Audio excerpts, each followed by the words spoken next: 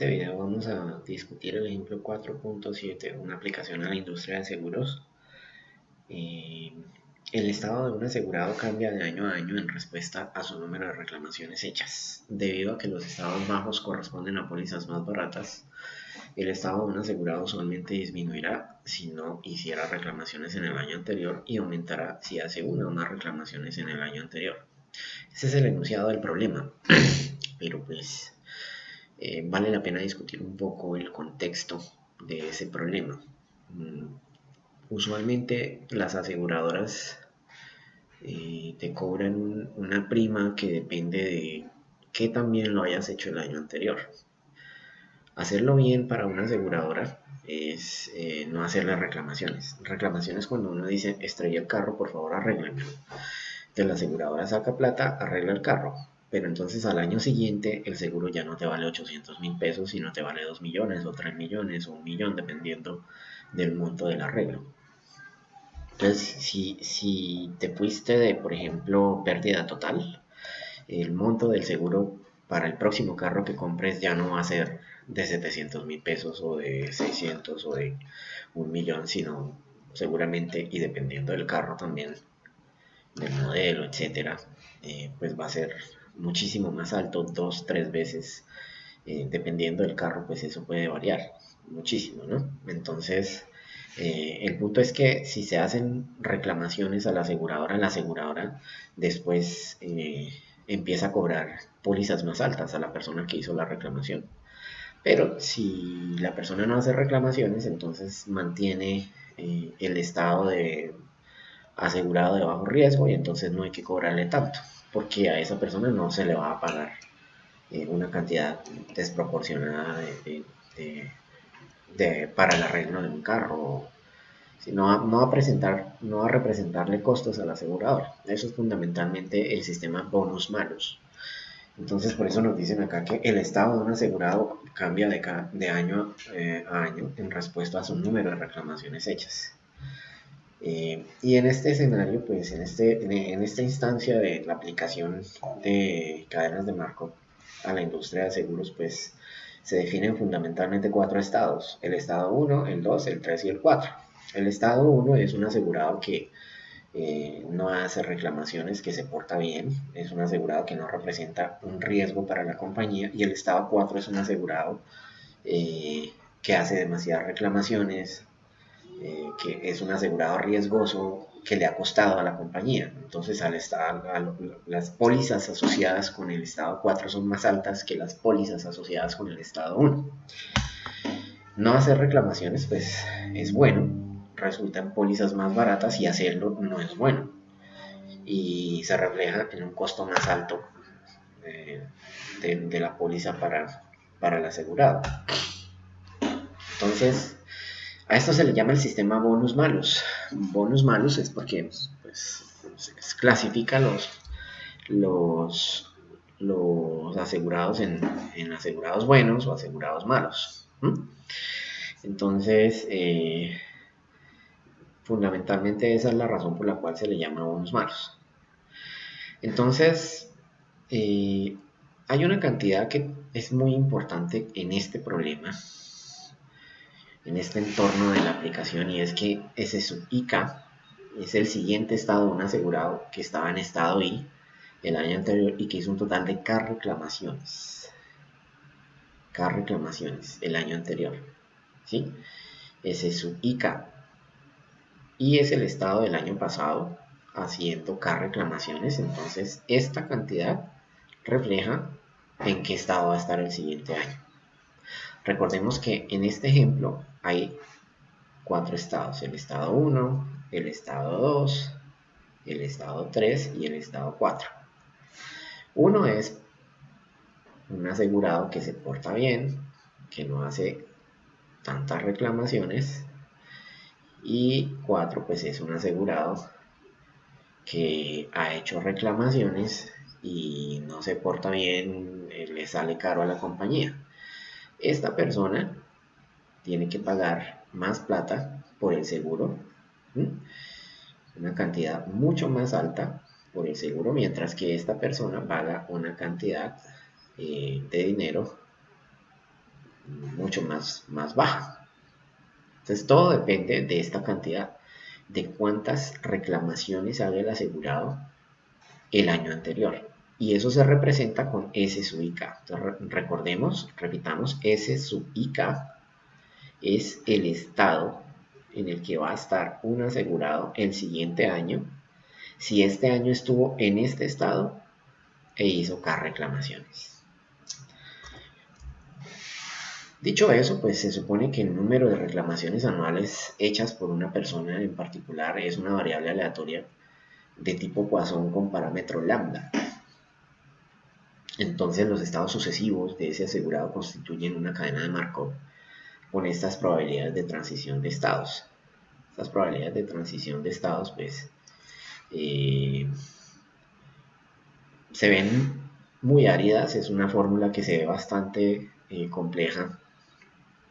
A simple vista puede parecer bastante compleja, pero en realidad es bastante simple, es un concepto muy simple el que esconde esa fórmula ahí. Vamos a ver eso qué implicaciones tiene con respecto a las probabilidades. Acá lo importante es que el número de reclamaciones que hace un asegurado es una variable aleatoria Poisson. Eso es lo importante. Para K igual a 0, 1, 2, etcétera, etcétera. Entonces, en la práctica usualmente hay más de 20 estados, pero pues en este ejemplo solamente vamos a mostrar 4 estados. Y según, pues digamos, los datos relevantes para determinar las probabilidades de transición de estados de este problema están en esta tabla. Esta es la tabla que hay que entender muy bien. Entonces veamos lo siguiente. El siguiente estado en el que va a estar un asegurado si hace este número de reclamaciones es este que está acá. Si en el año actual está en estos estados. Es decir, si la persona no hace reclamaciones,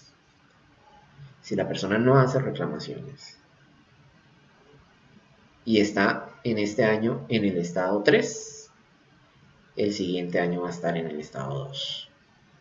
Pero no puede hacer reclamaciones para que eso suceda. Ahora, si llega a ser, si está en el estado 3 y hace una reclamación o más, una o más reclamaciones, se va inmediatamente para el estado 4 el siguiente año. Ahora bien, si la persona está en el estado 1, que es el estado de un asegurado de bajo riesgo, al cual se le cobra esta póliza de $200, si esa persona hace 3 o más reclamaciones, inmediatamente al año siguiente pasa a ser un asegurado de alto riesgo, ¿sí? Y se le va a cobrar 600 el año que viene. En contraste, si esa persona que está en el estado 1 este año no hace ninguna reclamación, va a conservar su estado el año siguiente y va a pagar la póliza más barata. Si hace una reclamación, va para el estado 2.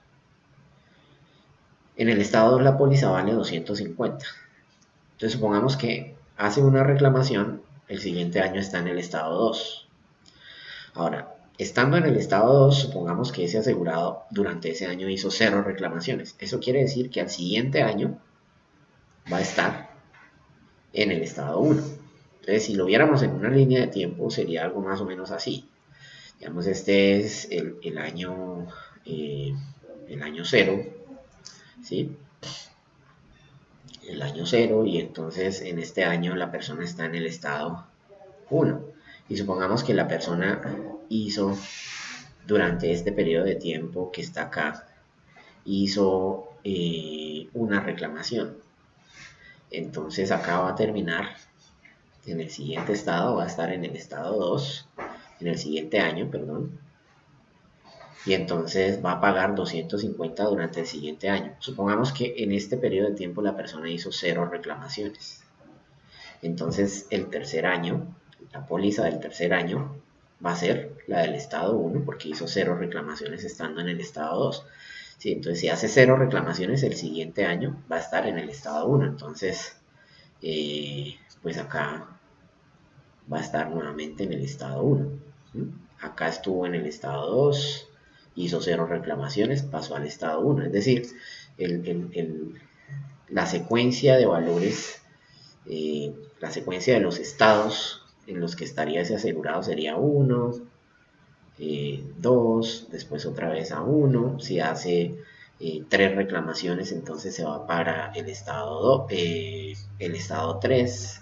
Perdón, si hace 3 reclamaciones, se va para el estado 4. Si después de ese año hace 0 reclamaciones, entonces baja al estado 3. Y así sucesivamente. Caramba, ese 3 quedó muy extraño. Así sucesivamente. Entonces, eso es lo que nos está diciendo esta tabla. Esta tabla lo que nos dice es hacia dónde va el asegurado dependiendo de que también se porte. Y por eso esta tabla es tan importante, porque si tenemos en cuenta que A sub K es una variable, K es una variable aleatoria que representa el número de reclamaciones que hace en un año un asegurado. A sub K es la probabilidad de que un asegurado haga K reclamaciones en un año. Y entonces acá vamos a tener una distribución de probabilidad Poisson, y esta es la probabilidad de que el asegurado haga K reclamaciones en un año, cuando en promedio los asegurados de esa empresa hacen lambda, reclamaciones en un año. Recordemos que lambda es la tasa, es una velocidad. Las unidades de lambda, las unidades en las que está dado lambda, en este caso particular, es número de reclamaciones por año. Sin pérdida de generalidad, podríamos decir que las unidades de lambda es el número de eventos. En este caso, pues, un evento es una reclamación. Bueno, no por año, sino por tiempo, en realidad. Tal vez me siento más cómodo poniendo ahí por tiempo.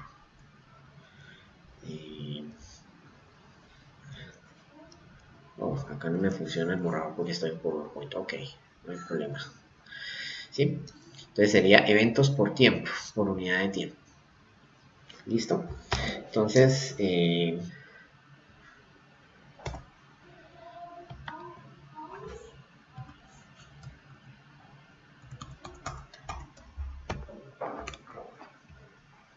vamos a pasar a la siguiente diapositiva. Se me trabó. Ok, entonces vamos a imprimir ahí.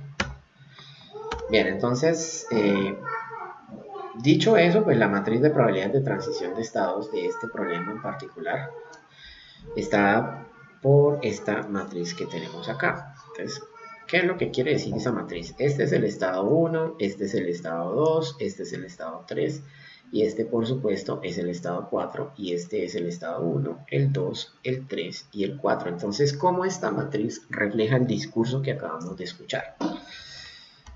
Acá tenemos la explicación. Supongamos que la persona está en el estado 1.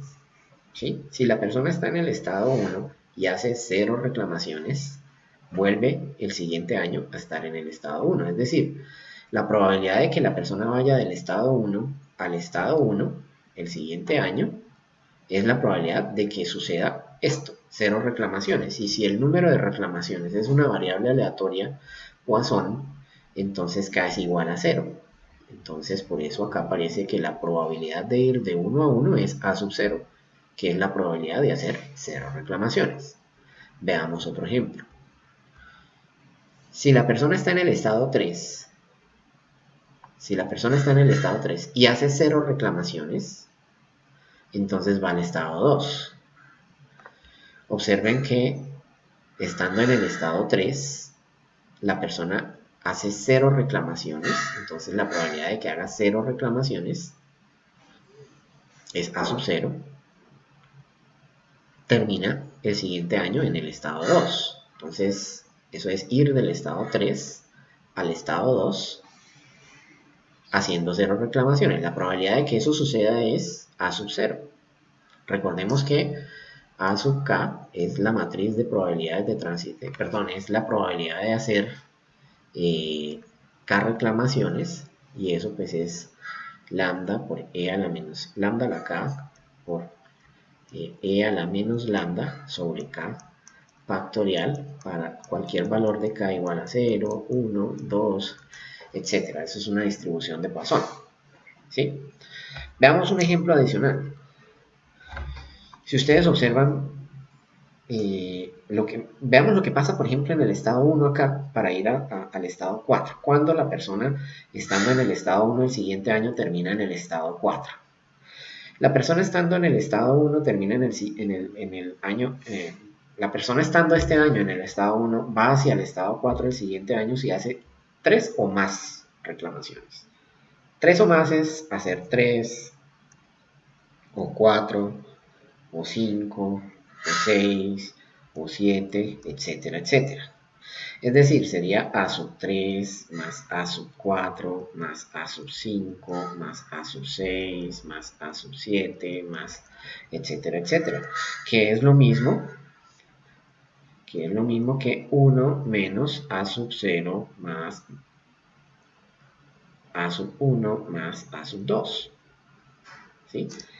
Como efectivamente tenemos acá en esta parte de la matriz. 1 menos a sub 0 menos a sub 1 menos a sub 2. Acá quedó en suma porque están dentro del paréntesis, pero es esta probabilidad que está acá. Entonces, de esa manera se determina la matriz de probabilidad de transición de estados. Veamos un ejemplo final. Si la persona está en el estado 4, ¿sí? Si la persona está en el estado 4, este de acá, y la persona hace 0 reclamaciones, ¿a dónde va? Va hacia el estado 3, es decir, P sub 4, 3 es igual a A sub 0. Si la persona hace una reclamación o dos reclamaciones o tres o más reclamaciones, que sería 1 menos A sub 0, es decir, la probabilidad de hacer al menos una reclamación, se va para el estado 4. Es decir, P sub 4, 4 es igual a 1 menos A sub 0, que es lo que tenemos acá en la matriz de probabilidad de transición. Entonces yo les invito a que expliquen por qué este es 1 menos A sub 0 menos A sub 1, por qué este es 1 menos A sub 0, por qué este es A sub 1, etcétera, etcétera. Es decir, esta matriz tiene que quedar bien entendida para todos los estudiantes. Todas las personas tienen que tener esto claro. Y para ello yo les invito a que revisen nuevamente esta tabla. Esta tabla es fundamental porque de esta tabla es de donde sale esta matriz. Bueno, de esa tabla y de esta distribución de probabilidad que si ustedes revisan en su curso de probabilidad es una distribución de Poisson con parámetro lambda, en donde lambda en este caso particular representa el número promedio de reclamaciones por año que hacen los asegurados. Y en términos generales, pues lambda es el número promedio de eventos, ¿sí?, por unidad de tiempo. ¿Cuál tiempo? Pues el tiempo que sea de interés para el analista. Puede ser un día, una hora, un segundo, un año, un siglo, dependiendo de lo que el analista quiera revisar con respecto a esta parte, con respecto al modelo que está construyendo para el sistema que está estudiando. Muy bien, entonces este es el ejemplo 4.8 que está basado en el ejemplo 4.1, que es el del clima. Y en este ejemplo lo que se hace es proponer trabajos en pequeños grupos y estudiantes en el tablero, que pues por razones obvias acá no vamos a pasar al tablero, pero sí podemos ir al foro. Entonces, esta es como una tarea que ustedes deben intentar hacer. Es una discusión que ustedes van a presentar a través del foro. Recordemos que la matriz de probabilidades de transición de estados del ejemplo, de este ejemplo del que nos están hablando acá, es alfa, 1 menos alfa, beta, 1 menos beta. Y en este caso ya nos están diciendo que alfa es 0.7 y que beta es 0.4. Entonces acá lo que tenemos es 0.7, 0.3, 0.4 y 0.6. Esa es la matriz de probabilidad de transición de estados de un paso. Y en este caso, un paso es igual a un día. O sea, ir el clima de lunes y después viene el martes y resulta que aquí llovió y aquí no llovió, supongamos. Bueno, esto es el cambio. Este es el cambio del estado del proceso en un paso. Es decir, acá un paso es un cambio de día. ¿Listo? ¿Por qué hago énfasis en eso? Observen la pregunta. ¿Cuál es la probabilidad de que llueve el miércoles dado que el lunes está lloviendo?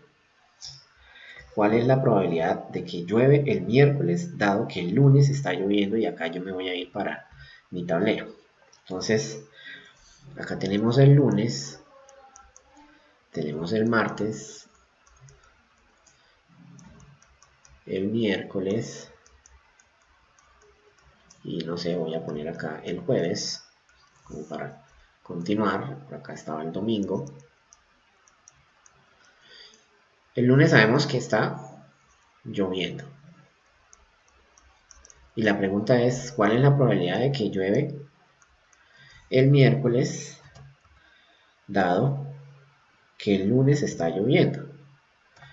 Entonces, hay que tener en cuenta que el martes puede estar lloviendo y el martes puede que no esté lloviendo. ¿Sí? Pero la pregunta es, ¿cuál es la probabilidad de que llueva el miércoles dado que el lunes está lloviendo? Es decir, ¿cuál es la probabilidad de estar lloviendo dado que empezó lloviendo? Pero no de un solo paso, porque acá tenemos que de lunes a martes hay un paso, ¿no? ¿Cuántos pasos hay entonces de lunes a miércoles? De lunes a miércoles, por supuesto, tenemos 2 pasos. Entonces, ¿cuál es la probabilidad de que en 2 pasos el proceso esté en el estado cero, dado que inició en el estado cero? Dicho eso, yo les invito a que también a través del foro hagamos la discusión con respecto a esa solución. ¿Cómo podemos representar la expresión que se utilizaría para responder la pregunta? Primero que todo, ¿cuál es la respuesta? ¿Cuál es la probabilidad de que el miércoles esté lloviendo dado que el lunes estuvo lloviendo? Y en segundo lugar, ¿qué operación de álgebra lineal es esta? Y acá la pista es, tiene que ver con matrices. La operación tiene que ver con matrices. Entonces este es un ejercicio que también deben hacer en el transcurso de esta semana. No es necesario que lo tengan para mañana, ni para el miércoles, ni para el jueves. Puede ser el domingo que tengan la discusión ya hecha y hayan entendido de dónde sale esto. ¿Listo? Acá hay una ayuda adicional. Y hay una pregunta que ustedes pueden responder. Una vez respondan esta, entonces, ¿cuál es la probabilidad de que llueve 4 días desde hoy dado que está lloviendo? Y eso nos abre la puerta para discutir, acá está la respuesta de esas preguntas. Eso nos abre la puerta para discutir las ecuaciones de Chapman-Kolmogorov para determinar las probabilidades de transición de n pasos. Entonces, pues hasta acá este video. Espero que haya sido de su agrado, que hayan entendido la explicación. Si tienen preguntas pueden dejarlas en los comentarios del video y yo abordaré las preguntas tan pronto las vea, inmediatamente les responderé. Pero sobre todo espero que se tomen su tiempo, que esto no es para hacerlo con afán, esto se hace con tranquilidad, con su tiempo. Esto no es una nota, esto es simplemente el proceso de aprendizaje por el que ustedes deben pasar Y ese proceso de aprendizaje pues implica que de parte de ustedes haya un esfuerzo, ¿no? O sea, eh, es importante que ustedes revisen el material y, y pues traten de responder las preguntas. Revisen el libro, revisen las diapositivas. Recuerden que yo siempre les digo, ¿no? Hay una cosa que ustedes pueden utilizar para estudiar el curso. Y es primero revisen las presentaciones. Después de que revisan las presentaciones, si ustedes pues no les queda algo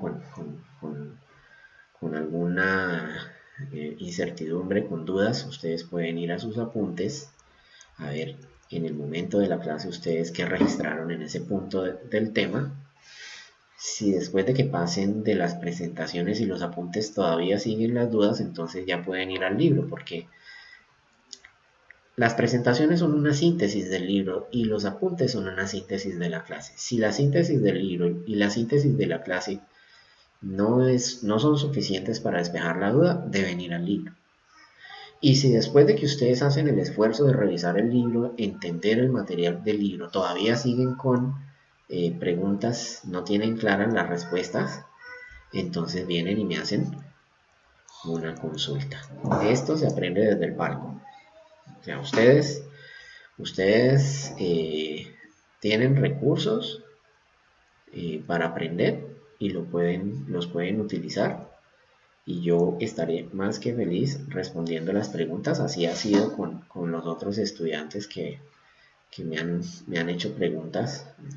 Me han dicho, profe, yo no entiendo esto, no entiendo aquello, este ejercicio me está dando duro. Y yo en realidad lo que veo es que ustedes son los que le están dando duro a los ejercicios y eso me complace mucho. Yo he visto estudiantes muy juiciosos trabajando en los ejercicios y sé que esas personas están aprendiendo. No sé si ya se dieron cuenta esas personas que están aprendiendo, pero esas personas están aprendiendo bastante y se están volviendo más fuertes como profesionales en ingeniería industrial porque están desarrollando la habilidad de adquirir información de la disciplina por sus propios medios y de abordar problemas que no son fáciles, porque hay que decir que los problemas de procesos estocásticos no son fáciles. Entonces, pues hasta aquí este video. Ahora sí, me despido. Muchas gracias por revisar este material y nos vemos en una próxima oportunidad.